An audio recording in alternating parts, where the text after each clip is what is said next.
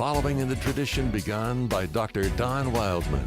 This is the American Family Association's Noonday Get-Together, where we look at the world through a biblical worldview.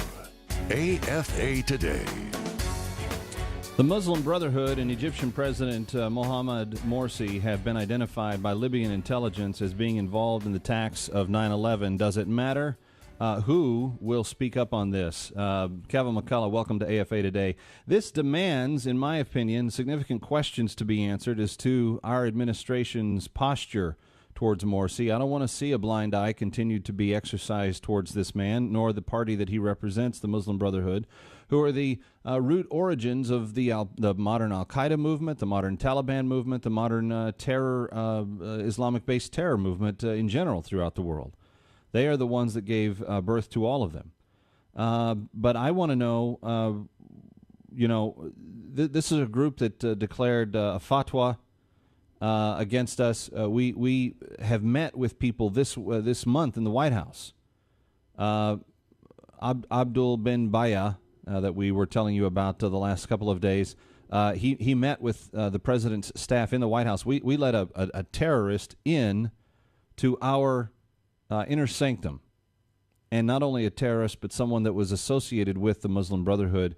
And now the Muslim Brotherhood, it is being revealed in an internal intelligence document that was not written to impress the Western world. This was written to give a report on the inside of the Libyan government, what happened from one department to another. And inside that document, what was supposed to be a confidential document, we get the revelations that the Egyptian president himself, Mohamed Morsi, was connected to this. So let me just read a bit from the report that Raymond Ibrahim posted, and I've got that linked at afatoday.com. You can just go to afatoday.com and look for the Facebook post that talks about the document. You'll see the document there as the graphic for the post. But on Wednesday, June 26th, multiple Arab websites throughout the world, including one called VetoGate, a Kuwaiti newspaper called Al Rai, et cetera, reported the findings in this document. It discusses the preliminary findings of the investigation, specifically concerning, quote, an Egyptian cell which was involved in the consulate attack against the Americans 9/11/2012. Based on confessions derived from some of those arrested at the scene, 6 people, all of them Egyptians, from the jihad group Ansar al-Sharia, supporters of Islamic law, Sharia law, were arrested. According to the report, during the interrogations, these Egyptian jihadi cell members confessed to very serious and important information concerning the financial sourcing of the group and the planners of the event and the storming and burning of the U.S. consulate in Benghazi. Now, let me just ask you directly, does this seem a lot more believable? Does this seem a lot more believable than what Dr. Susan Rice said on all the Sunday shows? Well, as best we can tell, it was a bunch of people that were upset about a YouTube video. These 6 members of this Egyptian cell that were taken into custody had confessed to funding, in other words, the people that paid their way to get there and gave them the mission of what they were supposed to do, of the Muslim Brotherhood in Egypt and of Morsi himself. Some of the names were mentioned by cell members during those confessions were Egyptian President Mohamed Morsi, preacher Safwat Hegassi, Saudi businessman Mansour Kadasa, owner of the satellite station Al Nas, and Egyptian Sheikh Mohammed Hassan, a former presidential candidate in Egypt, and Hazim Salih Abu Ishmael. It should be noted that these findings are unsurprising, says Raymond Ibrahim in his report. The supremacism of the prominent Brotherhood figure like Safwat Hegassi, the preacher in the group, is such that he boldly and publicly declares regularly that the Brotherhood will rule the world. Saudi Mansour's hate-mongering pro-Brotherhood TV station repeatedly aired footage of the YouTube Muhammad movie inciting violence around the Muslim world. Popular Sheikh Mohammed Hassan holds that smiling to non-Muslims is forbidden. They're not even allowed to smile at you if you're not a Muslim, except when trying to win them over to Islam. Sheikh Hazim Abu Ishmael is simply an openly anti-freedom, anti-infidel religious leader in Egypt. As for President Morsi, a video made during the consulate attack also records people speaking in an Egyptian dialect, saying as they approach the beleaguered U.S. compound to the other attackers that are there, one of them yells to the besiegers, "Don't shoot, Dr. Morsi sent us." Okay, so what we have and we have the actual document. You can see it with your own eyes for yourself. I've got the link to the person that has uncovered this and has translated it, but you can see it with your own eyes at afatoday.com. We can now fairly certainly, can't we, no longer refer to 9/11 2012 as anything other than a planned terrorist attack. In this case, the Libyan intelligence forces discovering that 6 Egyptians were involved with it. 9/11 was the date it was supposed to occur. They were deeply funded by these people in Egypt, including President Morsi, after the Arab Spring. Take your calls, 888-589-8840. Let's go to Eric in Louisiana. Eric, welcome. Glad you're with us on AFA Today. Hi. 888-589-8840. Eric, are you there? Yeah, Hi. Kevin, I'm here. Thank you for being here. What's your thought on this? I tell you what, it gives legs to my theory about, and let's go back to the arms that we are supposedly giving to the rebels. They got into the wrong hands. If the Egyptian government found out about it, they didn't like it much. So that protest is justified, I'm sure, and it gives legs to a lot of the theories about why the stand down order was given, because they didn't know who was doing the protesting, whether it been the Egyptian government or Al Qaeda or the rebels or whoever. It gives a lot of legs and paints the whole picture to me. It sure does seem to be, and Eric, I thank you for your call. It sure does seem to be a big missing piece, right? Because now we know how they got funded. Now we know what their intentions were. We already know the results of what they did. But we know that this came from Egyptian jihadis captured on the scene. Again, we didn't get there for quite a while. And part of the reason we didn't get there for quite a while is because when the Libyan government went on and did media after Dr. Susan Rice, Dr. Susan Rice made the Libyan government look as though they were lying to everyone. When Dr. Susan Rice said this was spontaneous, this was just a bunch of Libyans that were out for a walk one night and got all mad. And then, of course, Hillary Clinton said, what difference does it make? What difference does it make, former Secretary Clinton? What difference does it make? We empowered this man to take the throttle of Egypt, a troubled country for sure, and under Mubarak not always ruled righteously, but at least someone that we had a degree of leverage over. The current man is now officially, according to this report, linked to the men who killed our men in Benghazi, and we countenance him. We meet with him. We talk with him. President Obama's on the phone with him.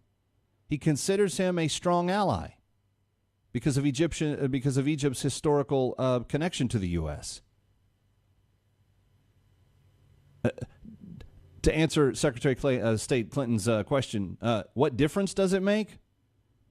A heck of a lot of difference if you're thinking about it from this standpoint. Nobody told us about this. 888-589-8840. Let's go to Sandy calling from Texas. Sandy, you're up next on AFA Today. Thank you for being here. Thank you. I've got a question. What are you going to do with that document besides just post it on AFA? Because I would think it would behoove us to have a copy of that document to go to every member of Congress and say, okay, here's the proof. What are you going to do about it? Because if you ask me, if Obama considers this man a friend and he works with him and he was involved in that, that makes Obama kind of toying with treason. One of the things I definitely understand about your idea, Sandy, is this. We need to share it broad and wide. I did post the original document on the Kevin McCullough Facebook page last night, and I think as of this morning it's been shared several dozen times going around. The nice thing about Congress is that they all now have Facebook pages, and you can actually take this document. It's been shared 105 times, actually. You can take this document. You can go right to the AFAtoday.com page, which is the Facebook page for this show. You can hit the share button underneath that picture of the document, and you can literally type in the name of your congressman, and his official Facebook page will probably pop up, and you can tag him in it and send it to him.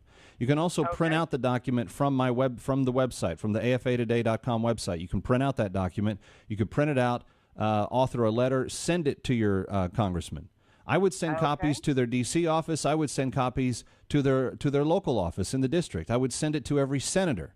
Somebody wrote me last night and said, "Kevin, I don't know who my senators are." If you Google current U.S. senators, it will take you to several pages. Will pull up in the search engine feeds that you can then see current lists of all senators. There's only 50 from the. There's only 100 from the 50 states. But then you can make sure that you email or send a copy to every member of Congress. But this man has been touted as our ally. This man has been touted as the salvation of the Islamic Western relationship. That's and right. to know that he has been connected to this, that he most likely provided funding for it, and certainly was in on the guidance of how to accomplish it. Sandy, I think this just speaks loudly to what, the problem that we have with trusting people in that region of the world when we don't have any evidence that they are vested in the relationship to the same degree. Well, I'm more worried about the people that we should be able to trust here. Well, and it takes both to do it. So, absolutely. Thank you, Sandy. Appreciate the call. 888-589-8840. If you're just joining us, it's an AFA Today exclusive. At afatoday.com, you can see for yourself a letter written in Arabic but was posted last night by Raymond Ibrahim online. And I've also got the link to his story in which he describes why this document is so important. But the actual substance of this document reports, and it was one Libyan internal group reporting to another Libyan governmental internal group. This was an inter-office memo from their defense people to their interior people. It was not intended to be leaked to the outside world. The Libyan government was trying to get its cards in order to understand what happened in the attack and how they need to respond and prepare for future attacks. And in this discussion, the people that were interviewed after the attack, that were taken into custody and dressed down, those guys, which all 6 of the ones that they have arrested thus far were Egyptian, they formulated an Egyptian cell that was operating in Benghazi, and these 6 guys have fingered some of the big names back in Egypt that either put up funding or guidance or both as to how this attack was to take place. 888-589-8840, your reaction to this, 888-589-8840. Let's go to Mark in Virginia. Mark, you're up next on AFA Today. Welcome. Hello? Mark, are you there? Yes, I'm there. How are you? I'm doing well. Thank you for your call. Well, I'm very interested in this development that you've come up with because it meshes very closely to 3 different sources that I've been reading about and would love for y'all to look further into. But it begs the question of why. Why did they attack? Why were they after this particular embassy? And my understanding was that this really was an attempt to overthrow the embassy or kill the ambassador. The arrangement between the State Department and Egypt was to have the ambassador kidnapped, not killed. And that if he was kidnapped, then they were going to do this wonderful diplomacy and do a prisoner swap with the blind sheik, who is the Egyptian that they want back so badly. Mm-hmm. And this was done through the State Department, not the CIA. It goes all the way to the top. And that had the kidnapping succeeded, then the plan, and of course this video thing that they said was the reason, was already going to be part of the narrative. it was just the narrative that the unruly mob just grabbed our ambassador, but through some wonderful diplomacy, we were able to get him back, with this, trading this blind sheep who's just near death anyway. And that was going to make us, make the State Department and Obama look very good. But when the two Navy SEALs intervened, they were told to stand down too. They were told not to go help. They said, heck no. And they went in and put up a fight. And at that point, the people that were now, as you say, Egyptians, felt like they were being double-crossed, and so they killed the ambassador. Well, to be fair, they didn't kill him. The smoke inhalation is what his official cause of death was. He was actually alive.